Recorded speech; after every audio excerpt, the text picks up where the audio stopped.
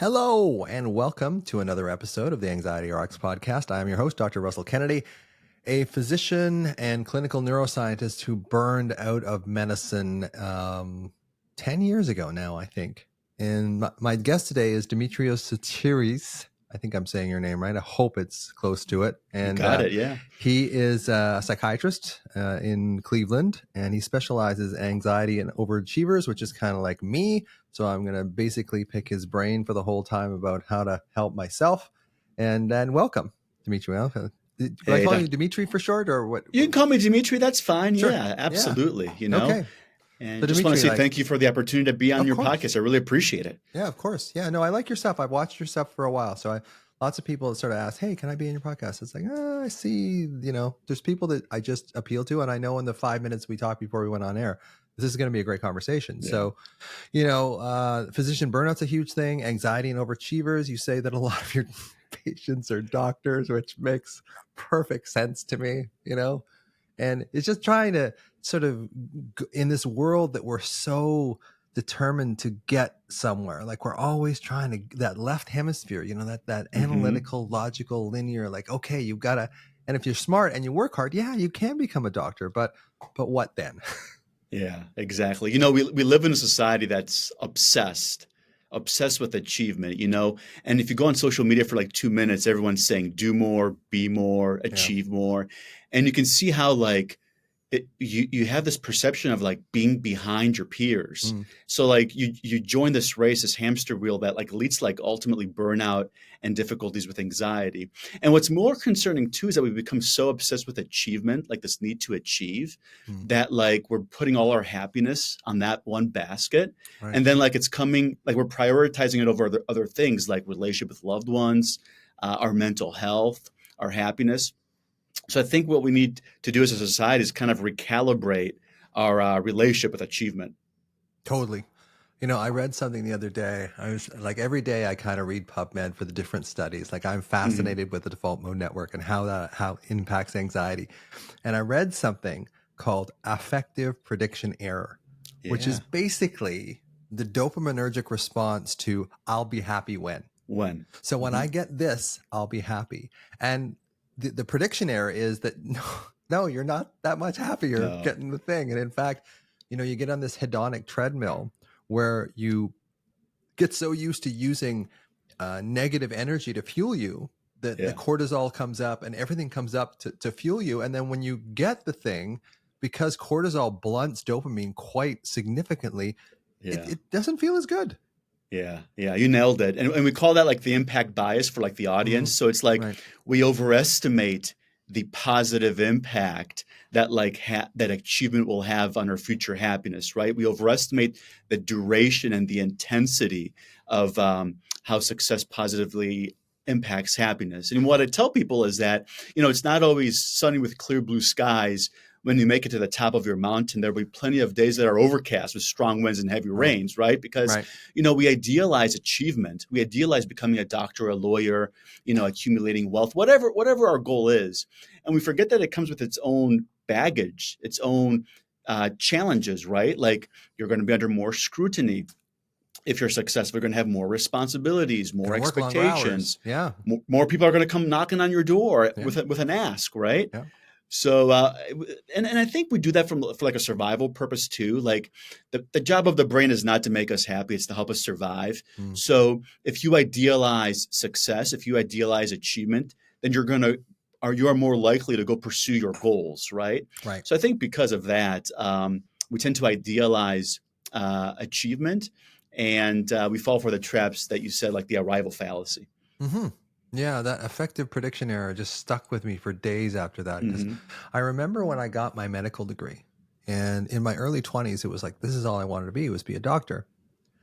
And then I got the parchment paper in my hand. Like that day, I was on the stage, I had the gowns on, all that kind of stuff. And as that parchment paper hit my hand, and I still have the paper on the wall, it was like, what's next? I've been working for this thing for 10 years. And as soon as the paper hits my hand, it's like, okay, what's next? What's next? And that's kind of a little bit of my like ADHD personality as well, which, how many physicians do you think have ADHD? That's a great question. I don't know. I know that physicians suffer at higher rates of mental health difficulties compared to the general Sure. population. About 25% have difficulties with anxiety, about 20% difficulties with depression, about 50 to 60% difficulties with burnout. I don't know about the ADHD. That's a good Yeah. question. Um, but yeah, like we work so hard to achieve a goal, Yeah. right? Whatever that is, earn Yep. a degree, get a house, get married, have kids, and then we achieve that goal. And how long does that satisfaction last? A week, maybe two, and then we're back at it just chasing more. I remember when I got the advance for my second book. And the advance for my second book was 3 times the salary I made as a physician in one Wow. year. And I was happy for about 3 weeks. I was like buying stuff, it was like I made it. And I had this feeling like there's this thing called the recency bias in neuroscience, which Yeah. is how you feel now is how you're going to feel forever.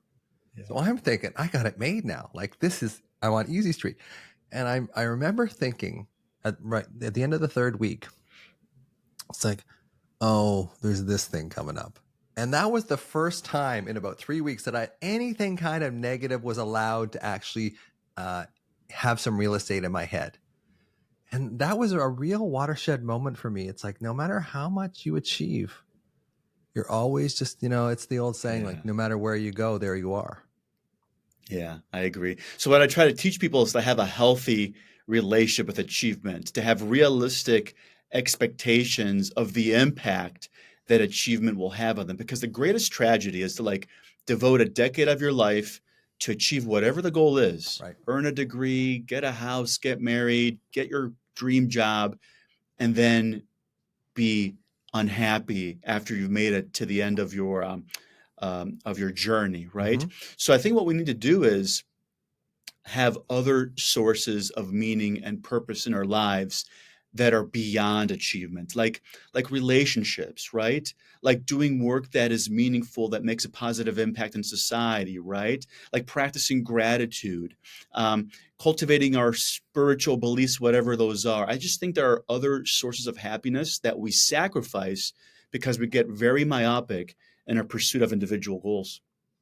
Yeah, and I think we need to be myopic on some level because we need to be focused on that goal. Like Hmm. you can't sort of, fall back into becoming a doctor or a psychiatrist. Like it takes a consistent and there's days where it's like, I don't want to freaking do this, right? Like, Yeah, but I think there is what drives us is like, oh, well, when I get this thing, and it's like how much of that thing is actually that thing and how much of it, and I notice this a lot of my sort of high achieving colleagues, how much of it is just the challenge of it, like I yeah. call it the Mount Everest of it. How much of it is the Mount Everest of it, as opposed to actually like you're going to really enjoy this thing when you get it. Yeah. Yeah. Well, I mean, I think we all have a need for personal growth, Hmm. right? We have these emotional needs, and these needs govern our thinking and our behaving, right? The need for connection, the need for safety. One of the needs that we have is a need for growth. We always need to be working towards something. So that's important. But again, I think also that we need to kind of take a step back and try to be diversified and well-rounded. So you want to achieve a goal, go for it, write a book, get your career, your dream job, earn that degree, build your family, whatever that is. But I also think that we need to have multiple sources of happiness, right? Hmm. We need to like continue to cultivate relationships because connection plays a vital role in mental health. We need to practice our self-care, right?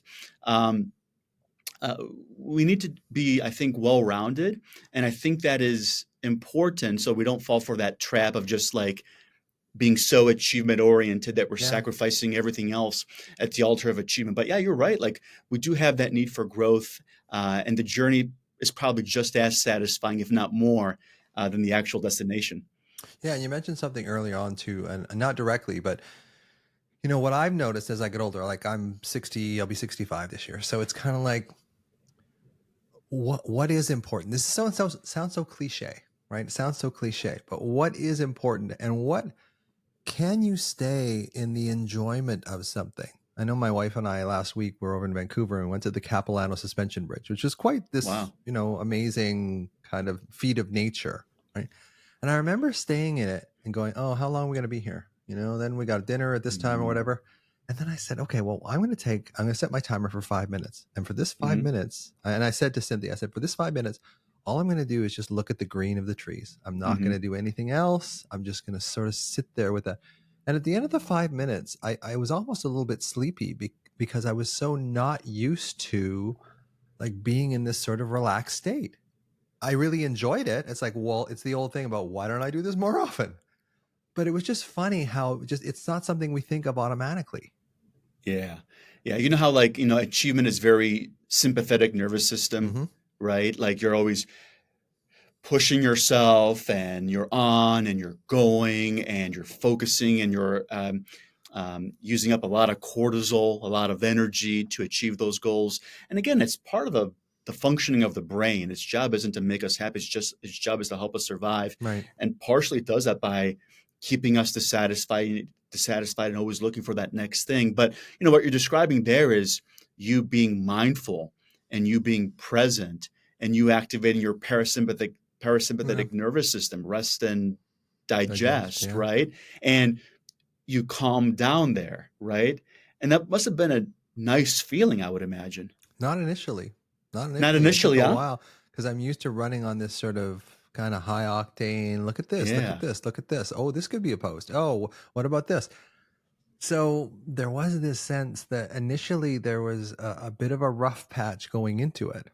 But I've done it so many times, like with meditation and stuff, that I Mm-hmm. know that if I just sort of stay with it, I'll be fine, which is what happened. So after about a minute of my brain kind of squawking at me, I Yeah. was like, okay, we'll let you go for a while. And it was just, so what my focus was, stay with the green because everything was so Yeah. green, right? So Yeah. stay with the green. And that was a really good focus for me because I can't, it was everywhere and I could stay with it. And green is such a soothing color too. Mm. So that was something that really, and I used it later on in my meditation. Actually, can you imagine just looking at that tree or being up in Yeah. that little treetop area and just sort of seeing that green that really made the impact on you? And I think that, when we recall stuff like this from our past, it shows this that we are safe because a lot of us anxious Mm-hmm. people go from trauma to trauma to trauma, Oh, real, sure. real or imagined, right? Yeah. So just having that sense of safety and then just sort of being a somatic experiencing practitioner as I am and my wife is, we're always sort of saying, okay, that's the safety. Like, can you stay with the safety? And so Yeah. many of my anxious patients, safety wasn't something that they had as their childhood. So it's an unfamiliar place. Yeah. The go was always a familiar for them so that they can revert back to that, but it exhausts you. So Yeah. we just try and say, little moments of safety and stick with it. How does that feel? Like, how does it? So I often have this little mantra that I call, that I say, sensation without explanation. So just allow yourself to feel even if it's painful, even if it's old trauma. Like, can you allow yourself just to be in sensation with it without having to go up into your head? Because I think if we can stay with the Mm-hmm. sensation, we can learn how to acclimatize to it so it doesn't scare us anymore and it doesn't automatically knee jerk us up into our head all the time to try and save ourselves. Yeah. I mean, I agree with everything that you said. There's comfort in the familiar, Mm-hmm. right? Even if the familiar is physically and emotionally challenging, Yes. right? So, go, go, go, achieving, one can argue that for many, it can be a trauma response, Yeah. right? If you are a young kid and you get a C on an exam and your father or mother punishes you, what do? Hey, you learn to achieve to satisfy and keep mom and dad happy, right? Right. So it's amazing how parental figures and how the educational system reinforce this need to achieve from Mm-hmm. a really young age in Oh us, yeah. right? Like from a young age, we figure out, how should I act to avoid pain and to obtain validation, right? Yeah. So it makes sense that like we're always on the go because it's familiar, it's a safety response, and then your brain gave you permission to put your guard down and just not carry that Yeah. shield for even a minute. Yeah. And that was like you can finally catch your breath and let go, and you gave yourself permission to just be tired in that moment. Yeah. The other thing I want to add is how nature invites us to be mindful. Right. it invites us to be present. Like there's something majestic about nature, be it the ocean, be it the forest, be it trees, water, whatever that is. And it kind of reminds us of our place in this world and universe, right? So one way for us to kind of be mindful and like have a healthy relationship with achievement is just even just going outside for 5 minutes and just taking some deep breaths and having those somatic experiences that you described, so we're not always on the go. Yeah. And I think there is something, if you look at the brain, I think when we get into anxiety, depression, there's a part of our brain called the default mode network. So Hmm. posterior cingulate and angular gyrus, precuneus, and medial prefrontal cortex. So this, I believe, just forms this sort of reverberating loop. And it can be either, it can be positive or negative. Most of the time it's negative. So we get into this default mode network, and the energy becomes very, very internal. We become very, very, Daniel Siegel talks about the human resonance circuitry, or the social engagement system: eye contact, tone of voice, prosody of voice, body language, facial expression. All that stuff gets lost when you go into this sort of internal default. And the other thing about the default mode network is that there's part of the default mode network called the posterior cingulate cortex, which is thought to be involved in self-referential thinking. Now, Hmm. if you grew up in a traumatic Hmm. environment, there's this old saying that says if you abuse, neglect, or abandon a child, the child doesn't stop loving the parent, they stop loving themselves. And then the voice starts, and that PCC becomes that internal critic, that inner critic, that negative voice becomes a part of your default mode network. So if you're falling into this, I'm unworthy, I'm a negative person, I can't do anything right, 100 times a day, it's going to affect your worldview. Yeah, So anytime you 100%. what Oh I'm yeah. saying is that we get trapped in that default mode network, that very internal self-referential kind of thought. So anything we can move outward kind of just gives us a little bit of a respite from that. Yeah, but it all makes sense from childhood, right? Oh Like yeah. if mom or dad are upset at you and you depend on them Mm. for survival, and you put them on a pedestal, well, therefore there must be something wrong with me. Like I upset Mm-hmm. mom, I upset dad, therefore I need to work harder, do more, achieve more, behave differently in order to avoid that kind of a reaction in the future. So Totally. as a child, you're 3, 4, 5, 6. I mean, you're always going to like look up to mom and idealize Yeah. them and love them. Therefore, there's something wrong with me. And, you develop that thought process at a young age. It's really ingrained Oh yeah. in that primitive part of our brain And for that's the default survival. mode. Yeah, that's the Yeah. default mode. So if that's what the default mode is something I've talked to my listeners before about it, but basically they found something in the early 2000s, which was when people were doing these tasks in an MRI scanner, like mathematical tasks, or describe a word, or and what would happen is between these tasks the brain would go into a very similar frame of activity with everyone, and they Yeah. notice this. They call it the default mode network. So I'm a big believer in the default mode network has a huge amount to do with anxiety and depression too, but anxiety is Hmm. kind of my jam. So when we get stuck in this default mode, and if you do grow up with trauma, and you do tell yourself that you're not safe, and you do tell yourself these negative things about yourself, and you default into that, a Hmm. number of times a day, of course it's going to affect how you feel in general. And then how you feel is going to direct how you think. And then this alarm anxiety loop just forms. And I think the thing about anxiety is a lot of people think that anxiety is all in your head. And basically, anxiety is two things. It's this alarm that's stuck in your body, sometimes from old trauma, and the anxieties of your mind. And each one aggravates the other, probably through the default mode network. So we need to understand that that's what's happening. And then when we understand that, how do I pull myself out of the default mode? Oh, Gratitude is Dr. one of the Rose. ways of doing it. And just how do I pull myself out of that, and being outside? Yeah. How do I get out of this sort of negative, self-referential, like just hell that we're in? Yeah, yeah. So I agree with everything that you said, and like again, that impacts how we feel, how we think, and how we Mm. act. Yeah, Part of that default mode is also like freezing, right? totally. Shutting down, Yeah. learn helplessness, right? So part of how we act is fight, flight, or freeze, Yep. right?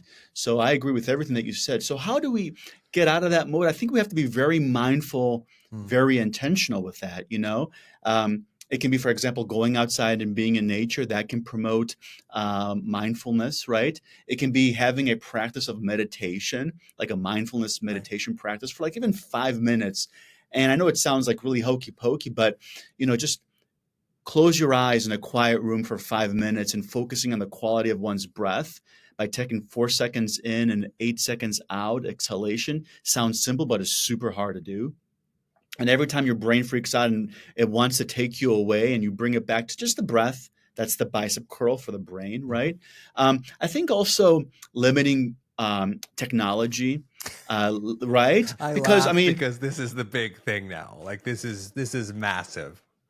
oh, it's huge, Yeah, right? Because think about when you're online and you're seeing everyone else achieving, what does that do to that default mode? It probably activates and you're like, totally. oh, I got to be doing more. I got to be doing more. I'm behind everyone else. And that triggers, that exacerbates one's need to achieve, right?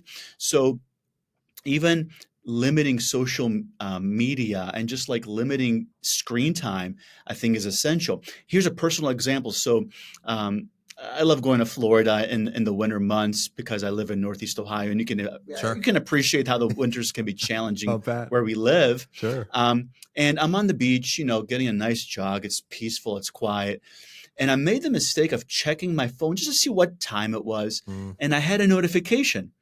And I felt the anxiety increase. What do I do? Do I check my message? What if it's something important? What if, now I got 3 things to deal because of this message, right? So I was in this amazing place on the beach in Florida, spring break, and just the checking of my phone took me away from nature. Yeah. Right? It took me away from that moment. So, again, limiting social media and technological exposure is important as well. And I think also practicing some gratitude.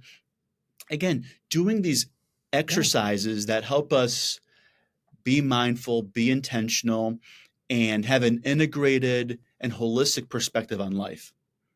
Yeah, there's a part of our brain called the ACC, anterior cingulate cortex. And the anterior cingulate cortex kind of acts as the switch out of the default mode network. Yeah. Now, the weaker your ACC, the more likely you are to get stuck into social media and be stuck there for 45 minutes, zombie scrolling, and not be able to get out of it. I call the ACC kind of like the Goggins nucleus, after David Goggins, because he, no matter what happens, he is so self-disciplined. He just sort of, no, we're going to do this. Yep. So things that build up this ACC are gratitude. For one, it's been shown quite clearly that gratitude will build your ACC, which builds your ability to switch out of default mode. Meditation is another one. And then just doing hard things. I think this is kind of where cold plunges and that sort of stuff come in. Yeah. And I think cold plunges are really helpful for people with trauma too, because what cold plunges do is you go into the cold plunge and your body says, get the hell out of here. This is too painful. Yeah. So I think there is a correlate with trauma, because I do think we feel, trauma in the body, trauma that's stored there, right? And it has a particular signature to it. In me, it's a fist-shaped purple crystalline density in my solar plexus. Now, if I go into this cold plunge and I stay there, even though it hurts, I feel better. I get this rush of endorphins. I feel better. And I think the analogy is, if we can stay with the trauma, if we can stay with that feeling, as long as it's not completely overwhelming, like I always, warn people with emotional, physical, sexual abuse in their history, like this is often just too much of a powder keg to deal with. But for regular kind of traumas, if there is such a thing, it's like you're teaching yourself, I don't want to stay in this trauma, because usually what people do when they don't want to stay in the trauma is they go up and they start worrying.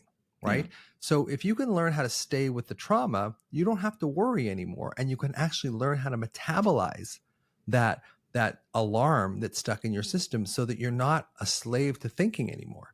So I think that's one of the things I like about cold plunges is I think they help you build your ACC, because it's like, I don't want to go in there, but if I do it for me, what I have to do is before I do it, as I sort of put my hands together and I just make this intention for about 10 seconds that I'm going to go in, it's going to be uncomfortable, and I'm going to stay there. If I don't do that, I get in, and almost within about 10 seconds, it's like I can't stand it. But if I do the prep, if I do that, this is going to be uncomfortable, but I'm going to stay there.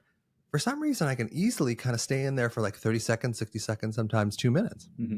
It's almost like the surrender, like the letting go. Yeah. Like the more you fight that pain, the worse it gets. But just like the letting go and relaxing the body, and slowing and slowing down the breathing system and the heart rate. And it makes it less painful because, again, the cold plunge is painful, Yeah. but then like when we activate our sympathetic nervous system, we add more pain to it. We make it more painful than it has to be. Yeah. Right. So like that fighting, that resistance just makes something tougher than it has to be. Going back to this idea of the trauma that you mentioned, I agree. It is physical, right? And what we try to do is, how like when it comes to like physical health, if you want to start running, you're not going to go run a marathon for the first time. You might like walk for 15 minutes, then jog for 5, and then maybe the next time you jog for 10. There's a gradual buildup that happens to achieve physical health mastery. Well, the same thing is true for like mental health mastery, right? It's about these gradual exposures at our pace, at a reasonable pace, at a safe pace, that we feel like, okay, today I have 1% more mastery of this stressor, of this reminder of my past trauma. And then the next day, 1 additional percent, right? Yeah. So sometimes the brain likes to think all or nothing. I've either mastered something completely or I haven't. Totally. I'm going to run a marathon. I'm not going to sit on the couch. Again, the brain likes all or nothing, right?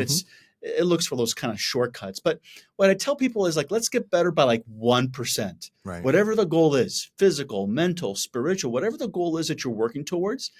And again, 1% over a long period of time, that leads to tremendous positive changes. And then you get some agency. Like that's what I find so difficult for people with anxiety. So what I would often do with people that have panic attacks is I would give them a couple of tablets of like lorazepam or oxazepam or Xanax or whatever it was.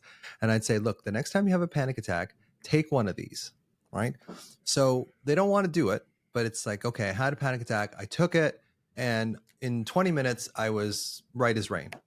So after that, all they really needed was to know that they had it in their pocket and they were fine. It's like, I get panic attacks. I know I've got it there. I can deal with it. It's just this feeling like I can't deal with this. So when they have something, when you start building some agency, and this is what I do with most of my anxiety people, when they start seeing that, hey, I am actually the one that's in control of this. It's not in control of me. And I do this with panic attacks too. As I say to people, when you start getting a panic attack, tell yourself, and I'm going to swear here, it's like, it's okay. I'm going to make this the best fucking panic attack I've ever had. I am going to make this like, come on, like bring it on, panic attack. Let's do it.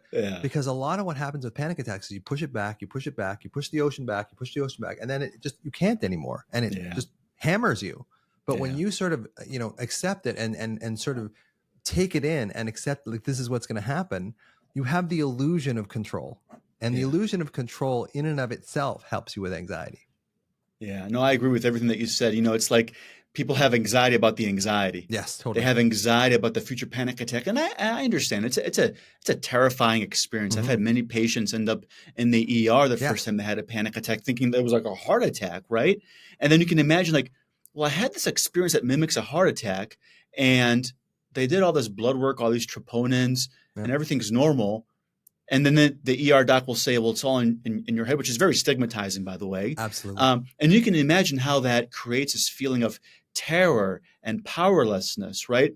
And one of the things I try to teach people is like, yes, how can we have agency? What are things that you can do to lower the impact of this panic attack so that you're not completely paralyzed by it? Because people are afraid, like, what if I fall down again? What if I get lightheaded? What if I have another syncopal episode? What if I have this sensation in my chest, right? And I think once we have a level of agency over whatever the experience is, it becomes anxiety reducing. I also want to add how powerlessness is a reminder of past traumatic experiences. Totally. Like if you think about what people have been through in their past, which was traumatic, abuse, physical, emotional, sexual, you can imagine there's a paralysis, there's a powerlessness. So then they might have a panic attack 30 years later about, being at the barbershop, being at a crowded place, But what happens is it's that feeling of powerlessness. It's not just about what is happening in 2025. It's also about, oh, that was the feeling that I had 20, 30 years ago. Totally. And it takes them back to a really difficult place. And they don't necessarily know that. No. But they know that feeling, that emotion of terror, of paralysis, of powerlessness. And I think that also feeds the panic attack. Yeah, because the amygdala has no sense of time, right? Yeah. So I will often say, I have a patient, I use this example a lot because I really like it. So I have this patient who was yelled at by her mother quite a Mm-hmm. bit when she was younger. Her mother was otherwise, kind of connected and stuff. She wasn't a horrible mother, but she had this sort of quick temper and would yell at my patient. So she was in the grocery store and heard this mother yelling at her child. So immediately her amygdala picks up, central amygdala recognizes this has happened in the past. And I think she had like a panic or a huge anxiety issue. And I think her body probably felt now, as a 38-year-old woman, the same as she felt when she was a 6-year-old little girl. The same Exactly. thing. And I always like to say that all emotional overreactions are age regressions Yeah. because of the amygdala. It has no sense of time. So if Yeah. it senses a similar thing, it will take your body back into that exact same framework, in which you were powerless at that time. Yeah. When you're 6 years old, you are powerless. Yeah. I mean, that's the job of the amygdala. It doesn't know if a bear's running at you Exactly. or if you're in a dangerous situation or you're stuck in traffic. It doesn't know. It just fires and activates the HPA axis, hypothalamic pituitary adrenal axis. There's a bunch of cortisol in your bloodstream, Yep. and it's just doing its job trying to protect you. Yeah. But yeah, you're right. It doesn't know what the stimulus is. You remind me of a great little story that I haven't told on the podcast for a while, but it's basically when you're on a hike and you round a corner and there's a stick sticking out of the ground that looks like a snake. Right. So immediately the down and dirty pathway goes through the amygdala. This is something you jump back from. That's the limbic pathway. The cortical pathway of fear goes, oh, this is just a stick. Yeah. So it's like, so if we have both of them active at the same time, if it was a snake, the cortical pathway would say, this is a snake. And the limbic pathway would say, yes, get the hell out of here. But the fact that there's two parallel processing, one is immediate and the other one is kind of like, hey, like fast and slow. So it's really interesting to see how we have these two parallel pathways. We can use the cortical pathway to kind of override the intense kind of physical pathway. Mm-hmm. But if it's too strong, doesn't matter how strong the cortical is. Like if you had a snake phobia and you came around and you saw that stick, you may not be able to settle down for 20 or 30 minutes because your system is so potentiated and primed for that. But in general, we have these two parallel pathways. And this is why people say, when I hear people say that all stress comes from a thought, it's like, no, it doesn't. No, it doesn't. In that case, the stress came from the HPA axis. It came from the down and dirty pathway saying, this is a fearful situation. It wasn't until the thought came that, okay, this is just a stick, that you knew you were okay. But all stress does not come from a thought. There's a No, I agree with you totally. Yeah. And you can't outthink a physical symptom. Like if your heart's racing and you're short of breath and your muscles are tense and you have a pounding headache, you can't just outthink that. You need to you can't outthink a physical symptom. Right. But you can't, right? Yeah. So you need to have the awareness, oh, my heart's pounding. I'm short of breath. My muscles, my shoulders are shrugged to my ears. Let me engage in these somatic experiences to activate my parasympathetic nervous system. Let me do my deep breathing, cold water, cold air. Let me slow down. And once you've gained control of the body, then you can engage in that higher order thinking. But first you got to control the body. Totally. That's exactly what I write about in my book. I have this sort of ABC process. So A is awareness, I'm aware of this bodily sensation. I've had it thousands of times before. I know what it's like. Okay. Body and breath. There's no point in that point when you are stressed to start trying to calm yourself down. Like saying, hey, relax, doesn't work. You got to go in through your body first. Physiological sigh is amazing. 2 quick sniffs in and then long, slow exhale out. So you go to your body first. And then the last one, the C, is the compassionate connection, typically to the child in you, because it's the amygdala. It's the child in you that's going through this reactivation. It's not adult you. The child is kind of inside of you, reactivating the same old trauma, the same old powerlessness that you had when you were 8 years old. So you've got to do the awareness first, be able to see it. This is your ACC. It's like, oh, I'm in this trauma response. I'm in this emotional response. Been here before. I now have to go into my body. I can't stay in my head, even though it's so seductive to kind of, as you said, try and talk your way out of a physical symptom.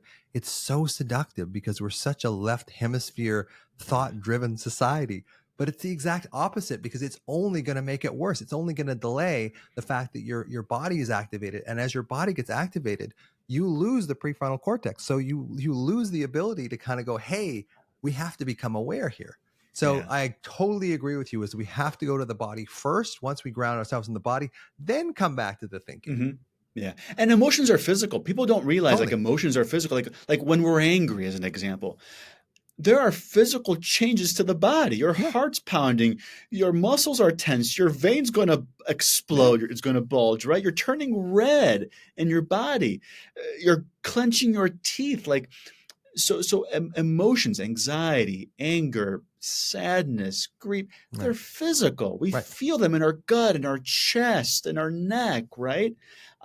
So I agree with you. It's like first we gain control of the body. We have to like dampen that sympathetic nervous system reaction, which is physical. And once we've done that, then we have the space and we feel safe enough to be able to engage in that higher order thinking. And then you learn that. Otherwise, you just keep repeating the same pathway over and over and over again, which is what most people do that have, chronic anxiety or depression. It's such an ingrained pathway. And it's, it's the Freudian repetition compulsion. What Yeah. was familiar to you in childhood, you will Sure. unconsciously replicate in adulthood. I Yeah. had patients who, because I was a family doctor, so I would see family patterns, of alcoholism, and then picking alcoholic partners. Yeah. These women who grew up with alcoholic parents would pick alcoholic partners, and they knew cognitively, it's like, Yeah. I'm making a mistake here on some level. But the drive was so powerful to reproduce, as you say, the familiarity. Like we hmm reproduce, we equate familiarity with security as human beings. So Yeah. whatever Yeah. was familiar to you as a child, you will unconsciously kind of go back to that, unless you're aware enough to see, hey, I don't want to do things this way anymore. Yeah. Yeah, I agree. And it's also an attempt to master the past. You know, True. Yeah. sometimes we can't master our past because mom and dad suffered from alcoholism. They were abusive. Maybe dad was a narcissist. So then like we find a person who's similar to them, as Freud said, repetition compulsion, because we're trying to master that past. Like Yeah. if I do it right now, I have finally conquered that mountain. Yeah. It's a great point. But it's a mistake to do, because what typically happens is like the same outcome, Yeah. right? We But tend I to don't know about you, repeat our but past instead of master it. sometimes I know that people have to go through that. They have to actually go in and pick the wrong partner. Yeah. Maybe 3 or 4 times before they finally go, look, I'm not doing this anymore. Yeah. I can't do it anymore. But that pull is so strong. Yeah. That pull is so strong to reproduce that childhood, Mhm. template. The pull is, and I think Yeah. we were talking about this before we went on air. And I think a lot of doctors have this kind of thing, is that they were people pleasers. They Sure. were kind of like the support network for their parents. They were rewarded for that on some level. Mhm. Oh, you're my little helper. You're so good at this. And nurses do this too, for sure. Is Yeah. we get into this thing, we go into the helping professions, because when we were children, if parents weren't safe, we weren't safe. So we tried to make the parent feel safe and become a parent to them. We got imbued by that on some level, because, oh, you're so grown up, you're so wise beyond your years. But we lose the ability to read ourselves in that situation. And then we wind up burning out, because it's like, this isn't the rewarding thing that I was kind of hoping for in my Freudian repetition compulsion childhood. Yeah, that is so true. And like part of also what happens is that as physicians, we learn at a young age that if you achieve, mom and dad are happy with you, Right. they're pleased, they validate you. Whereas if you fail to meet their expectations, you're punished, right? So we have a super high need to achieve from a young age.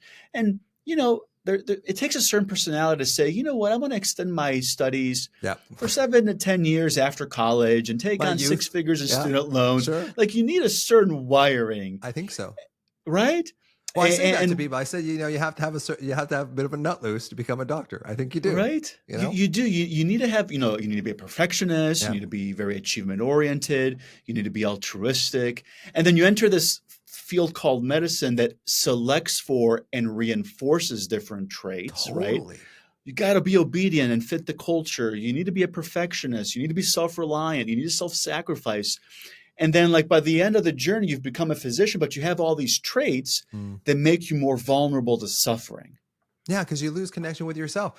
When you Exactly. stay up, when you're doing 36-hour shifts, I remember doing the ICU and, doing 36-hour shifts and you're exhausted, but you have to keep hammering away at this sort of thing over and over and over again. And you learn to sacrifice yourself and it becomes a learned behavior. So Yeah. when you actually get a chance to sit on a beach in Florida, you can enjoy it because the Yeah. part of you, like I had these patients when I was in my practice. They were Asian and they worked all the time, all the Hmm. time, and they wound up making like 4 or 5 different businesses. And by the time that they retired at 60 or 65, they had tons of money, but they had no ability to enjoy it because they had been working. Their template was like Exactly. work, work, work, work, work all the time, and they couldn't relax. They couldn't enjoy it. Yeah. Yeah, I agree. I mean, right, if you've spent the majority of your life working and Yep. hustling to achieve whatever the goal is, earn a degree, save a bunch of money, Mm, build businesses, whatever that drive is, eventually you get to the end of it and you're like, now what? And now you have a huge abyss, and now you don't even know how to enjoy the freedom of yeah. having time or the resources that you accumulated all these years, right? Yep. So that's what I try to teach people is like, learn how to press pause, learn how to breathe, learn how to cope with the discomfort of having a little bit of idle time, Mm-hmm. learn how Totally. to cope with like the guilt that you initially experiencing doing self-care, Mm-hmm. right? Yeah.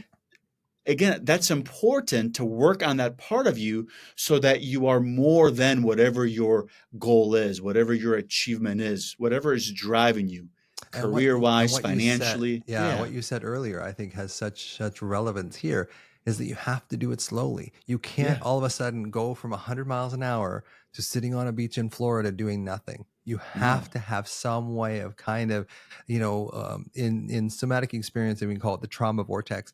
And the Mm, counter vortex. The trauma vortex is your old wounds that kind of keep up and keep you forced in a certain area. The counter vortex is like, okay, can I go into this place that I can stay with and just observe how I'm feeling? I used to have this joke. I did stand up for 10 years. I don't know if you knew that, but I did stand up comedy for 10 years, and I used to have this joke about, if you're poor and depressed, uh-huh. you got a reason. But if you're rich and depressed, you're screwed.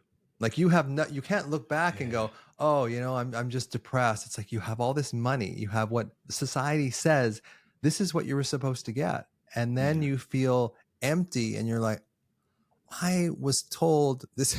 I was told there'd be cake. I was Yeah. told something that didn't wind up being true for me, and I see a lot of people who are very successful who are very anxious. And I guess you do Oh. too with most of you Oh, will being totally. They're doctors. suffering behind a facade of Totally. achievement, Doctors, lawyers, CEOs. I see so many who are suffering behind a facade of Mm, achievement. And there's a study I like to share with people is that there's a study of decamillionaires, and the majority, and they asked these decamillionaires to rate their happiness, mm, and if they believed they needed more money in order to be happier, right. by one point on a 10-point scale. And the majority of decamillionaires, over 60%, thought, yep, I'm not a 10 out of 10. I'm like maybe a 6 or a 7, Right. and I still need more money to increase my happiness. Yeah. So, like, even at $10 million, Yep. there's studies out there, there's questionnaires, and people still think, yep, I need more money. I'm not there yet. Because I think if you look at operant conditioning, when Hmm. they hit that big thing, when they sold their IPO, whatever, when they made their Yeah, $10 million or whatever, that's such a huge dopamine rush. And sure. I see this with people too who do like ayahuasca or peyote or one of the powerful Okay. psychedelics, right? Yeah. And they have this amazing experience. And then you'll see these like hippies, 40 years later that are still hanging out trying to do the psychedelics because they're chasing that one experience, Yeah. right? And thinking, okay, that was the most important experience of my life or intense, and they keep trying to chase it. And Yeah. it's like, no, it doesn't work. It just doesn't work. The Yeah. first time is always the most intense. And then, you get trapped in this thing of like, can I do this again? And you can, Yeah. but then it becomes this huge disappointment. Here's the thing, you do something and it's a 10 out of 10 excitement for you. The next time you do the same thing, it's a 9 out of 10. That's a letdown. If you look at dopamine, if you look at reward prediction error, if you look at dopamine, that's actually a letdown. Yeah.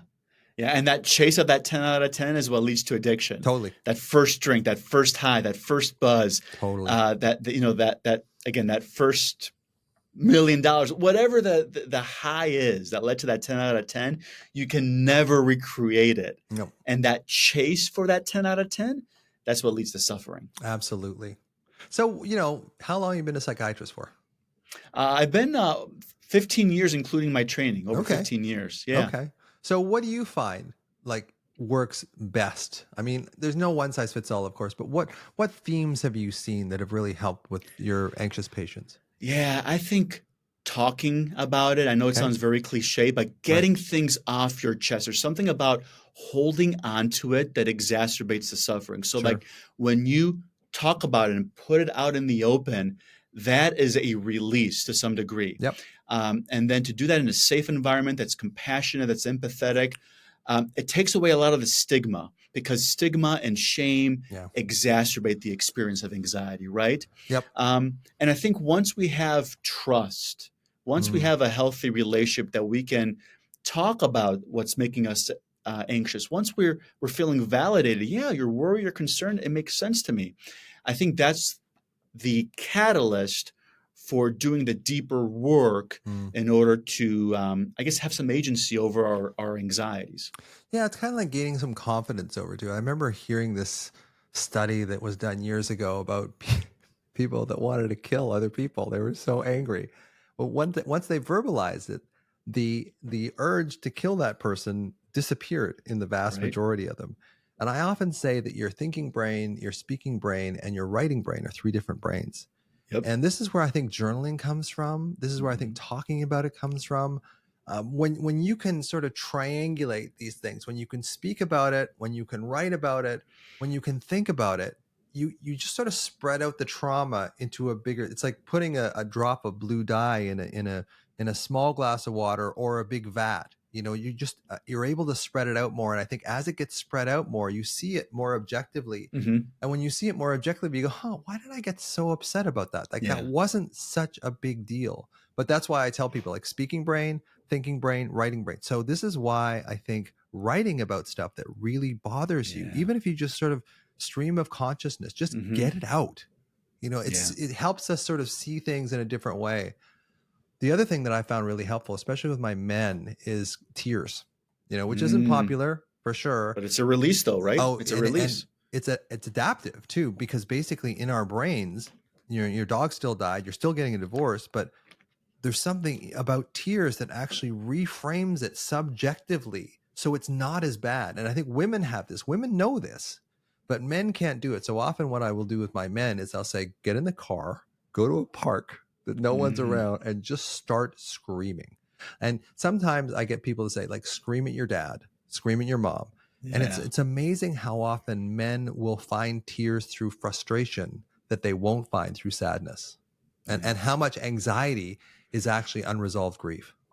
Oh, sure. I agree with everything that you said, right? The importance of releasing and how suppressing and repressing exacerbates the symptom. It exacerbates the feeling. It exacerbates the cognitive load associated with the past difficult life experience. So these are all different forms of release, right? Be it cry, be it screaming, be it exercising, be it running, be it talking about it, journaling. These are all different forms of releasing using different parts of the brain and the body. Internet went out there. Hopefully he'll come back. Yeah, so your internet went out for usually Riverside picks it up. But I think, so what I will tell people is the more of these things you can do, the more you kind of spread it out in the sort of star map of your mind. And the farther you can spread it out in the star map of your mind, the more likely you're going to be able to integrate it. Because anxiety, depression, it usually comes from a number of disparate parts that have learned to cope. They've learned a certain strategy to cope, but they're not helping you. So if you can start allowing these things to be in connection with each other, you kind of spread it out and give the brain an option to go, oh, I never looked at it that way. I never saw it that way before. Oh, this is coming up. Tears, these things. It kind of helps integrate these processes, because as you know, like trauma is expensive. It's like trauma therapy is very expensive, and it's trying to get as many people on track with stuff that they can do themselves, because not everybody can afford to see us. No, I agree with everything that you said, right? So the more tools that somebody can have in the arsenal to explore and process past life experiences and understand how they impact the here and now, right? I think the better equipped they are to cope with past life experiences, but also those that are triggers in the here and now. So yeah, it's about having a variety of tools of the mind and body to be able to navigate and integrate things that those trigger old us. wounds. Yeah. I think so much of it is integration. Daniel Siegel talks about that too. It's just so much of it is like when we can get it in, take these disparate parts that have been sort of cobbled together in a coping strategy, worry being one of them, and resistance being another one, to the point where I can actually allow this to be in me. Like I can feel it. I don't like it, but I can feel it. I can allow it to be there. And then when you can allow it to be there, you're no longer a slave to it. You no longer have to immediately try to make yourself feel better. And usually what we do to make ourselves feel better is go into our heads and try to explain it. And I often say you can't think your way out of a feeling problem. But the brain will tell you it can. It does. Yeah. Anything you want to sort of, and we haven't touched on or whatever that you wanted to sort of bring up? Because I'm going to let people know how to get a hold of you and that kind of stuff in a minute. But I really appreciate the opportunity to come here and talk about, how we all have, this need to achieve, and how our relationship with achievement is associated with anxiety and even past life experiences, some of which are traumatic, right? Sure. And I'm glad that we had a chance to kind of talk about how to cultivate, work on having a healthy relationship with our achievement, and how to work on mastering our different levels of anxiety that often stem from this excessive need to achieve. So before we go, so what are your hints to people that are maybe wrapped up in that feeling like, oh, when I'll be happy when? I try to remind them that, we idealize success. It's, it's not what it's going to be, and what I tell them is to work on finding some happiness in the here and now, whatever, regardless of their circumstances, because if you don't know how to find happiness now, you'll have a hard time in the future. And you know what? If you're going through a hard time, worse. Oh yeah, well, I don't know if they get worse or better, but I will say that if you're able to find some happiness, some joy in your current state of living, even if things were to get better in the future, you will experience that much more happiness, right? Because it takes, and you have to be intentional to find happiness in life. The reality is that your brain doesn't want you to be happy. It wants you to be anxious, and it wants you to be dissatisfied, because this is how we survived as a species. The job of the brain is not to make you happy. The job of the brain is to help you survive. I mean, if you look at it from an evolutionary standpoint, our ancestors come from very harsh conditions, right? So being dissatisfied, hey, I'm going to go get more resources to survive. Being anxious, it protects you from predators, right? So because of that, we actually have to work on finding happiness in the here and now. How do people find you? So I'm on Instagram at Dr. Dimitrios. I'll spell it out, Dimitrios. So I'm on Instagram. I'm also on X or Twitter with the same handle at Dr. Dimitrios. I write for Psychology Today. I saw that. So if they want to look up some of my writing, and I also just recently published a book called Physician Burnout, How to Rise Above a Broken Healthcare System as a Practicing Clinician. So for any physicians out there struggling with burnout, anxiety, and other emotional difficulties, I just published a book that I hope is helpful to them. Yeah, it's such a great cause, because, and it's trying to get physicians to buy into it too, because we do have that Superman mentality, right? But I think the pressure is becoming so great that doctors they have to find something, or else, they have to get out. And there's very few jobs that will give us the same level of income and security and that kind of stuff as a physician. So physicians feel trapped. So if you're in a situation, find the information you need to be able to stay in that job, as opposed to thinking, oh, another 6 months, I'll be okay. I'll get this vacation coming up. It's like this, because I notice a lot of physicians that go, oh, well, I've got this coming up and I've got that coming up. It's like, no, it's today. As you were saying, if you don't feel it today, you're not going to feel it tomorrow. So thanks so much for joining me. It's a great episode. No, Dr. Russ, thanks for the opportunity to come onto your podcast. I had a blast talking to you. Yeah, it was wonderful.